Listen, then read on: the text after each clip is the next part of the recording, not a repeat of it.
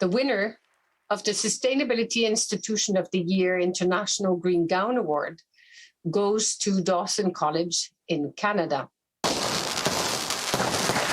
I was yelling and screaming. We had the opportunity to watch it live, and I was like yelling and screaming. I was ecstatic. Montreal's Dawson College wins the International Sustainability Institution Award for its living campus, composed of beehives, monarch nursery, vegetable gardens, and so much more.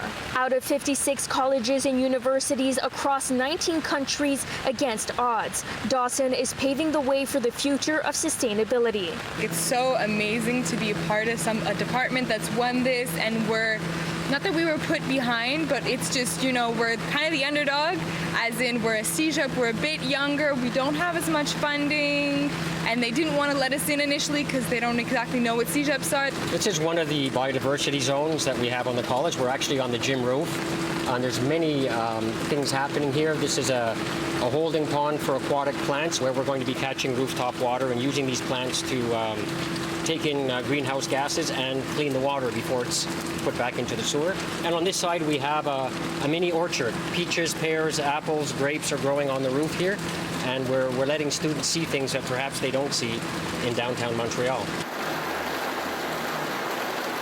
Dawson has been carbon neutral since 2018, and its sustainability efforts go beyond vegetation. What actually sets Dawson ahead of the curve is how they incorporate well-being and sustainability. It's the well-being and sustainability department, and it goes hand in hand. They have to coexist, and it's the same thing about social justice issues and sustainability. Implementing this notion, our core value of well-being for all. It's not just taking care of ourselves, but other people and other species at the same time, taking care of the planet. Dawson College has over 50,000 bees on its property. When the moss grows in between the cracks of the pavement, they pick it out and lay it around this pot, where the bees then drink water from the moss.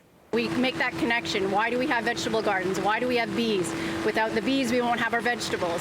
So we kind of make that connection. And we actually compost a lot of the vegetables, the leftovers, or when we prune the vegetables. So all of the waste goes into our compost, which then we teach the students to turn the compost into soil, which we then put it back into the gardens. So everything is a cycle here. The fact that our bioretention project, so this is going to be a living garden that's actually going to take care of a lot of the runoff from the roof, so neutralizing the copper, taking care of the greenhouse gases, offsetting that, as well as increasing biodiversity and decreasing the heat island effect here. Dawson hopes to inspire others to accomplish sustainable goals the way it was able to. And I look forward to taking the projects that we've learned, everything I've learned from terms of engineering to communication to ecology to future institutions. And I think all those other schools out there, if you want to contact us, we're more than willing to give you our plans. In Montreal, Brittany Henriques, City News. Ahead on